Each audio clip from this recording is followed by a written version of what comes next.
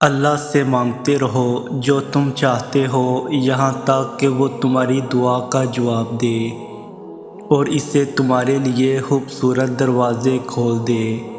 وہ ایک دن کن کہے گا۔ آپ جلدی نہ کریں اور یہ نہ سوچیں کہ یہ کیسے ہوگا۔ فکر کرنے میں اپنی توانائی ضائع نہ کریں۔ اپنے تقویٰ اور توکل کو مضبوط رکھیں۔ اللہ تعالیٰ پر توکل مضبوط ہو تو کوئی کام ناممکن نہیں، اور جب اللہ پاک کن کہہ دیتے ہیں تو کائنات کا ہر ذرہ آپ کے لیے وسیلہ بن جاتا ہے۔ تم پریشان کیوں ہوتے ہو؟ کیوں ایسا سوچتے ہو؟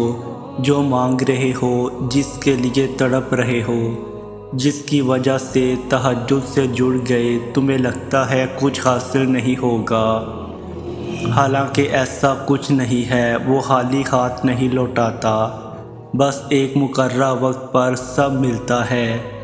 اس نے جو لکھا ہے وہ تمہارے حق میں بہترین لکھا ہے۔ یقین رکھو، صبر کرو اور انتظار طویل کر دو۔ شکر کرو، وہ یقین نہیں توڑے گا، دل کا سکون بھی دے گا، دعا بھی قبول کرے گا۔ سنو، وہ اللہ ہے، کسی بھی وقت معجزے بھیج سکتا ہے۔ مایوس وہ ہوتے ہیں جن کو رب پر یقین نہیں ہوتا۔ مایوس وہ ہوتے ہیں جن کا ایمان کمزور ہوتا ہے۔ مایوس وہ ہوتے ہیں جو ڈر جاتے ہیں۔ سنو، تم ایسے لوگوں میں شامل نہ ہونا۔ ہمیشہ اس بات کو یاد رکھنا، تمہاری مصیبتوں سے تمہارا رب بہت بڑا ہے۔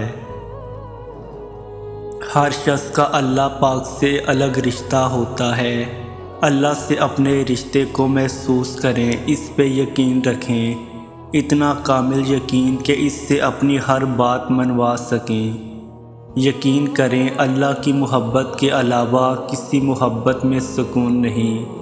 اس کے علاوہ کوئی اچھا دوست نہیں ہے۔ اس سے دوستی کر لیں، کوئی مشکل آپ کو پریشان نہیں کرے گی۔ اپنی ساری باتیں اس کو سنائیں، اسے لاڈ پیار سے مانگیں، وہ ضرور نوازے گا۔ کچھ چیزیں ایسی ہوتی ہیں جو ہمیں اللہ سے جوڑے رکھتی ہیں، کچھ خواہشات کی صورت میں، کچھ آزمائش اور کچھ صدمے، اور کچھ ایسی باتیں جو انسان کبھی بھول نہیں سکتا۔ جتنا زیادہ دکھ ہوتا ہے، اتنی شدت، اتنی جلدی اللہ کے آگے ہم جھکتے ہیں۔ اگر دنیا کی ہر خواہش اسی وقت پوری ہو جائے، سب مل جائے، کوئی غم نہ ہو، تو اللہ کو کون کیسے یاد رکھے گا؟ تو اس کے قریب رہیں، سب قصے مکمل ہو جائیں گے۔